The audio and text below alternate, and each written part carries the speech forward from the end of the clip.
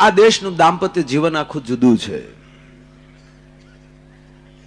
અહીંયા લગ્ન થતા હોય એટલે એ ફેરા ફરતો ખેતરપાળ આવ્યો ને એક જણાને, લગભગ બધાને આવ્યો જ હોય. પપ્પુ તમારે મહારાષ્ટ્રમાં આવે આ ખેતરપાળ? અચ્છા, તમારે તો હાથ ફેરાય છે ને. હા, પોતે મહારાષ્ટ્રન છે પપ્પુ, પણ વર્ષોથી ઈશ્વરદાનભાઈ નો મિત્ર. અને એકવાર તો ગાડી ત્યાં ચલાવતો હતો, ગાડીનો બુકડો બોલી ગયો હકીકત, પણ કોઈને ભગવાનની દયાથી કાંઈ ન થયું. અને એક કહું તમને, પોતે મહારાષ્ટ્રન છે આ પપ્પુ, પણ આખે આખું ઈશ્વરદાનભાઈ નું એને કંઠ છે. તમે કયો એ સંત સપાખરું, એને સ્ટાઇલ ન આવડે, પણ એ થોડું ઘણું આઈનું હિન્દી બે ભેગું કરીને જે ક્યારેક શરૂ કરે, આમ બેઠા હોય ત્યારે. એટલે અહીંયા 7 ફેરા. અને અહીંયા પાછું એવું છે, ફેરે ફેરે કઈક વરરાજો માગે. ઘણા સમાજમાં અહીંયા રિવાજ છે. એક જણો ફેરા ફરતો હતો એટલે અટકી જાય, પછી એ માગે. એટલે કીધું કે શું જોવે કુમાર? એ કે BMW. કીધું ને એની ઓલી ઘરવાળી જે બેન જે હતા ને, એને ગાળીઓ કાઢી નાખો. નીકળ બાર, લુખેશ નીકળ બાર, મારા બાપ પહેલી BMW કાર માગે, નીકળ. અરે કે ગાંડી, એકચ્યુઅલી તો ગાડી તો આપણે બેને જ પછી રહી ને આપણી પાસે, એમાં શું? એ કે પણ તને ખબર છે માગી BMW માગ્યું? કે કેમ? એ કે મારો બાપ પ્લેન દેવાનો હતો ડો, તે માગીને ફરફરિયું માગી લીધું. હાવ એક ફેરે આપણને હેલિકોપ્ટર, બીજા ફેરે એ પ્લેન દેવાનો હતો, અને તે માગીને BMW માગ્યું. એ કે પણ હજી તો 6 ફેરા બાકી છે. એ કે હવે હું માગી? તક પ્લેન. હવે તો ઉપડે જ. તાકે કેમ? કે પેલા તારા બાપને કે ઘરે રનવે બનાવે ને પછી પ્લેન માગે. 10x10 ની ઓયડીમાં રહેશો ને BMW જોતી, સાયકલ મૂકવાનું પાર્કિંગ નથી, BMW. પેલા લાયકાત મેળવ.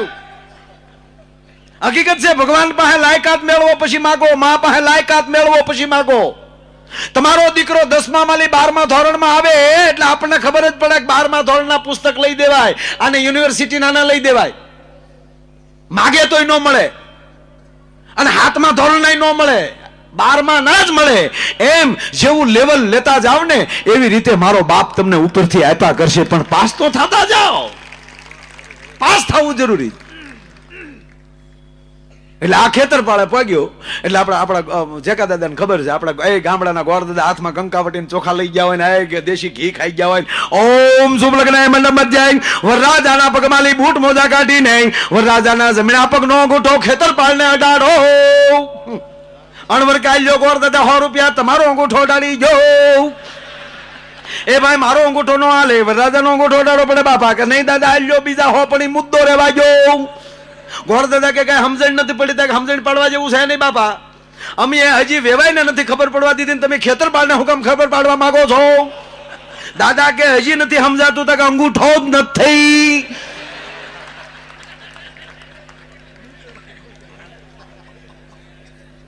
પગ બૂટમાં છે ત્યાં સુધી ધારા છે. એમ મૂળ મુદ્દો મારો કહેવાનો કે જેના જીવન ઉજળા હશે, જેની પાસે વિચારો ઉજળા હશે, અને જેની પાસે સારો મિત્ર હશે. સારું પુસ્તક હોવું જરૂરી, પણ સારો મિત્ર હોવો જરૂરી. અને સારો મિત્ર જેને મળી જાય એ કોઈ દી નકામો રસ્તો ન થવા દે, અને એ જ મિત્ર કોક દી ક્યાંક પહોંચાડે. આ યોગેશભાઈ ને વર્ષોથી બાપાના એ બગડાણાથી જેસર વધારે બાપા ગયા હોય તો જેસરમાં ગયા. તો એ બધા મિત્રો મળતા એ ક્યાં સુધી પહોંચાડ્યા. હું બગડાણા હાલીને ગયો છું ભાઈ, બહુ સાંજના 5 વાગે સ્કૂલેથી આવી, દફતરનો ઘા કરી, અને ન્યાલી 18 કિલોમીટર થાય. એ 5 વાગે બંદા ડોટું મૂકે. અમારું આખું મંડળ હતું, છોકરાઓનું મંડળ. એટલે મંડળ, હા એ જ મંડળ, ઓલું મંડળ નહીં, ઓલું મંડળ નહીં, ઓલું મંડળ.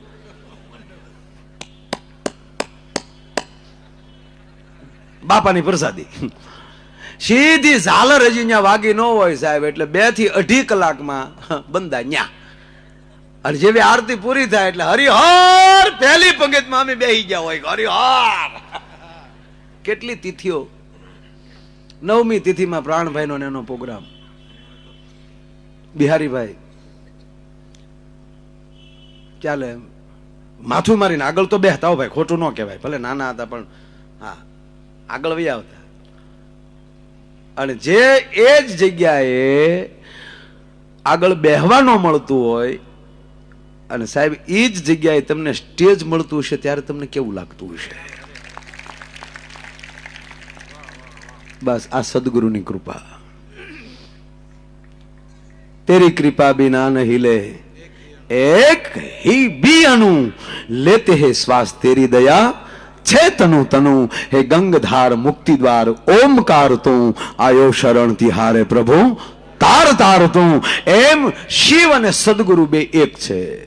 ગુરુ ગીતામાં લખ્યું છે શિવને ગુરુને અલગ માને એ પણ મહાન પાપી છે. એમ યોગેશભાઈ ઉપર એમના આપણા બજરંગદાસ બાવલિયાની ખૂબ કૃપા છે અને દર વર્ષે મને તમને મારા વાલા ભેગા કરે છે. હું તો તારીખ ઘણાની આવે છે યોગેશભાઈ ખૂબ, પણ ફાઇનલ હોય છે એટલે આ કોઈ હું પૈસા માટે નથી આવતા, અમારો બેનો પ્રેમ છે એટલે આવીએ છીએ મારા વાલા. બાકી ખૂબ ગુરુની કૃપા મારી ઉપર, બાવલિયાની એવી કૃપા છે મારા બાપ, તે એમાં કાંઈ ઘટે નહીં.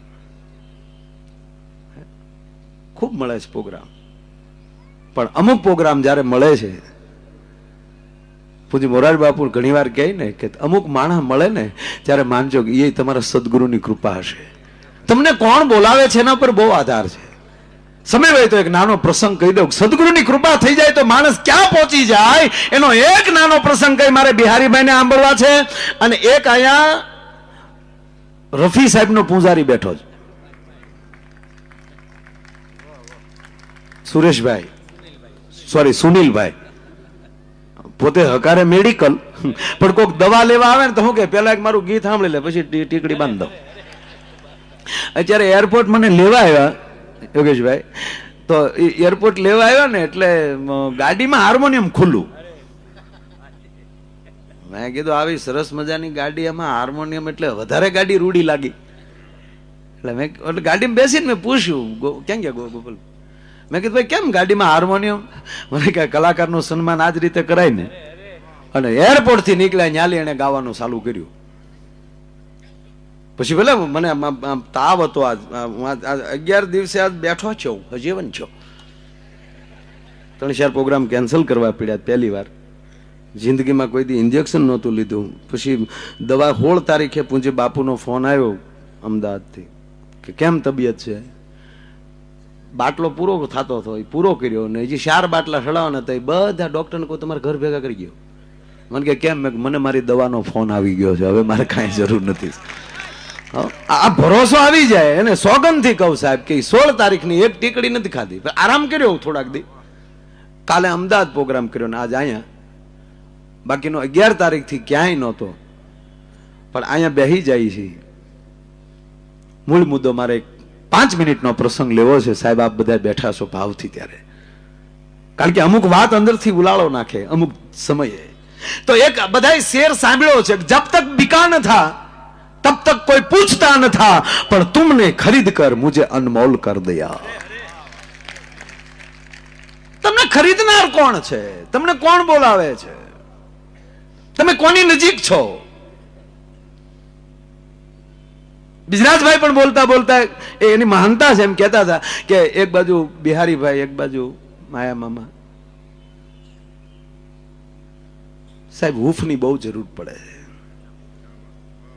આ હૂફ મળે એની અંદર જે સાહિત્યનું તત્વ, એની ઉર્જા એ પ્રેરણા કરતી હોય, અહીંથી કાંઈક એવી પ્રેરણા કરતી હોય તો સદગુરુની કૃપા કેમ ન થાય?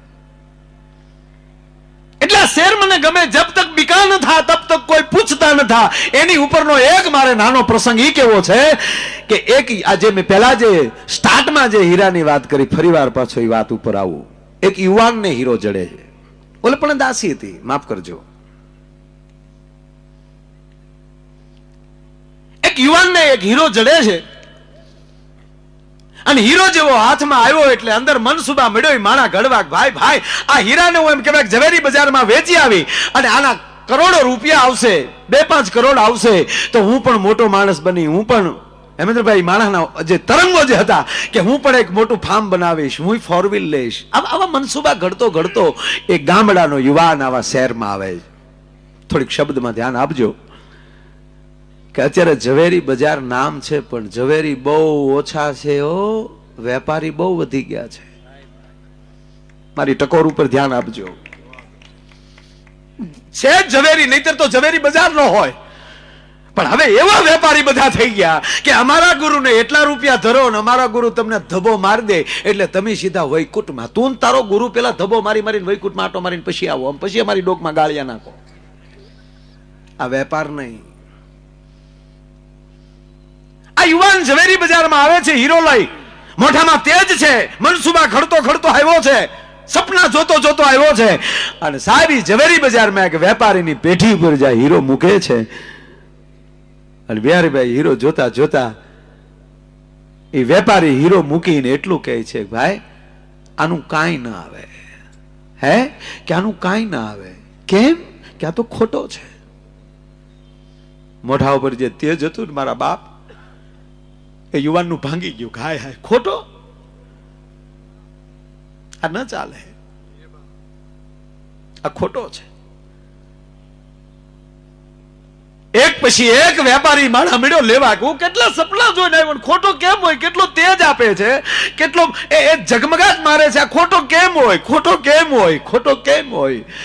અને યુવાનને મોઢા ઉપર મશ મળી ઠળવા. જેમ જેમ વેપારી બદલતો ગયો, હાંજ પડી ગઈ, ઝવેરી બજાર પૂરી થઈ ગઈ. એક પણ ઝવેરી ન નીકળ્યો.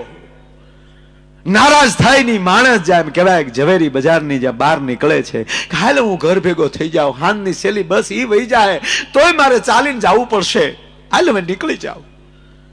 નીકળવા જાય છે ને એમાં એક ઝવેરી સેલી હાટડી હતી. ઈ જોઈ ગયો યુવાનને. એ ભાઈ, એ દીકરા, અહીંયા આવે બેટા.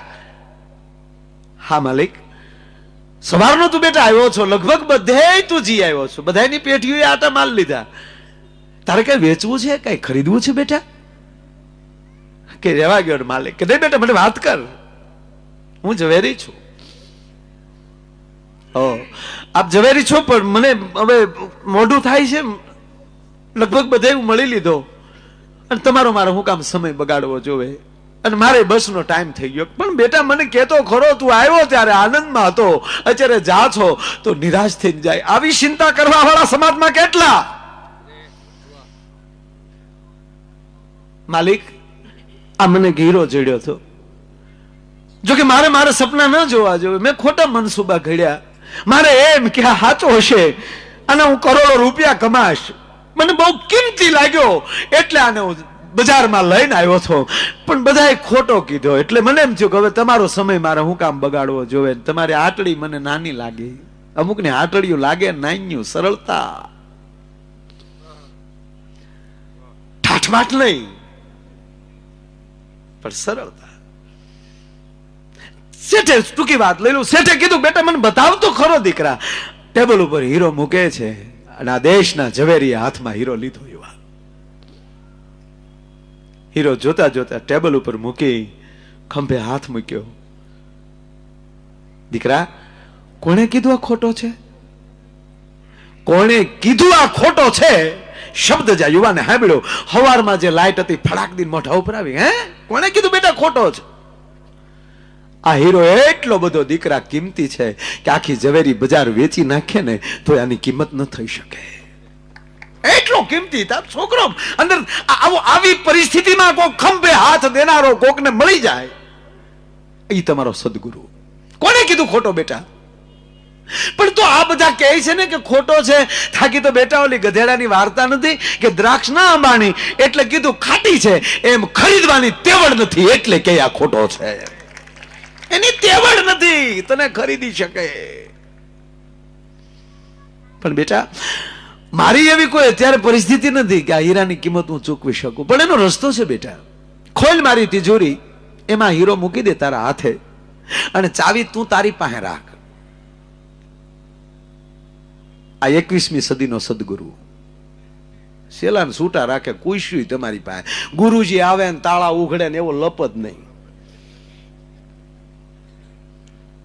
તારી પાસે ચાવી રાખ. અને બેટા તારે ચિંતા કરવાની ત્યાં સુધી જરૂર નથી. આને હું ખરીદું એવડો તેવડનો બનીશ તેથી આનું કિંમત ચૂકવી, પણ ત્યાં સુધી તારા પરિવારની જવાબદારી મારી છે. વિયાય મારી ભેગો, એને ભેળો લઈ લેવો. કાંઈ મારી ભેળો વિયાય, મારી ભેળો વિયાય મારો બાપ.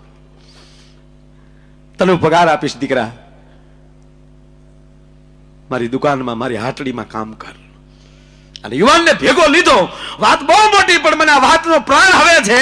એ છોકરાને ભેગો લીધો સાહેબ, અને ધીરે ધીરે ધીરે ધીરે ધીરે આને જાણતલ બનાવ્યો. આ પોતે મીડો ઝવેરી બનવા, મીડો પારખવા, મીડો પરખંદો થવા. હવે સાહેબ એનો માણા નથી રહ્યો, પાર્ટનર બન્યો છે, ભાગીદાર બન્યું. અને બેયની ભાગીદારી એવી સાહેબ હાલી કે હિન્દુસ્તાનનું કોઈ રાજ્યનું કેપિટલ સિટી બાકી ન હોય કે જ્યાં એનો શોરૂમ ન હોય. દશે દિશામાં એના કંપનીના નામના ડંકા મીડ્યા વાગવા. અને હવે તો ઓલાને મોટી ઉંમર થઈ ગઈ છે, ઓલા ઝવેરીને.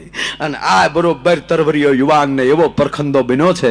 અને એમાં એક દી એની પેઢી ઉપર હીરો વેચાવા આવ્યો. અને આ હવે આ યુવાન પોતે પારખે છે. અને એણે હીરાની કિંમત કરતા કરતા કીધું કે આના 1 કરોડ આવે. ઓલો બાપો બેઠેલો આગો, એને એમ થયું છેલ્લી વાર છોકરાને સકાચી લઉં કે દીકરા મને બતાવ્યો તો હીરો. હીરો જોયો, પરફેક્ટ કરોડ નો હતો, પણ એને એમ થયું કે એને આત્મવિશ્વાસ કેટલો છે મને જોવા દે. એટલે કીધું બેટા માફ કરજે દીકરા, આ લાખ રૂપિયાનો છે. જો આમાં પારખમાં ફેર પડે ને તો જેટલી ઊંચાઈએ પહોંચ્યા ને પછી પડતા વાર ન લાગે. આના લાખ છે બેટા, તે કરોડ કીધા. આના લાખ છે દીકરા, અને તે કરોડ કીધા. શબ્દ છોકરે સાંભળ્યો અને છોકરે હાથ જોડ્યા. તું મારા બાપ ઠેકાણે છો, મારો બાપ છો, મારું બાવડું પકડનાર તું છો, તારી સામે મારે ન બોલાય. પણ એક ઝવેરી તરીકે એટલું કહું કે એના કરોડ છે નું લાખ કેમ કહું. તમારી આંખ કમજોર થઈ એવું તો મારે ન કહેવાય, પણ તમારી ઉંમર થઈ ગઈ એમ પણ ન કહેવાય.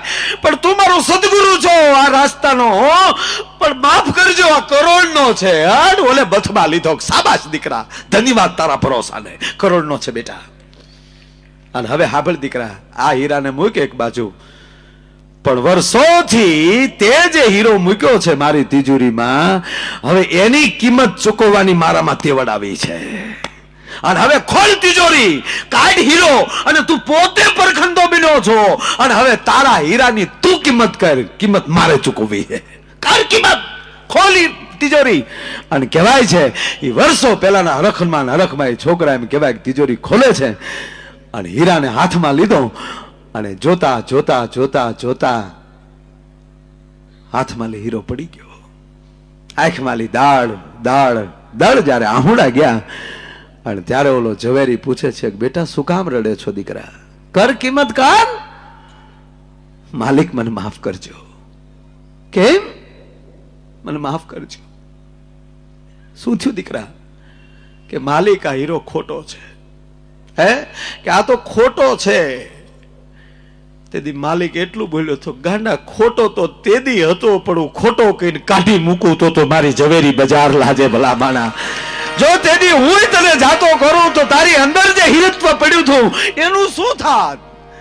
ઈ હીરો તો ખોટો, પણ ગાંડા તું સાચો હતો. તો આજ જો તું કેટલા લેવલે પહોંચી ગયો છો.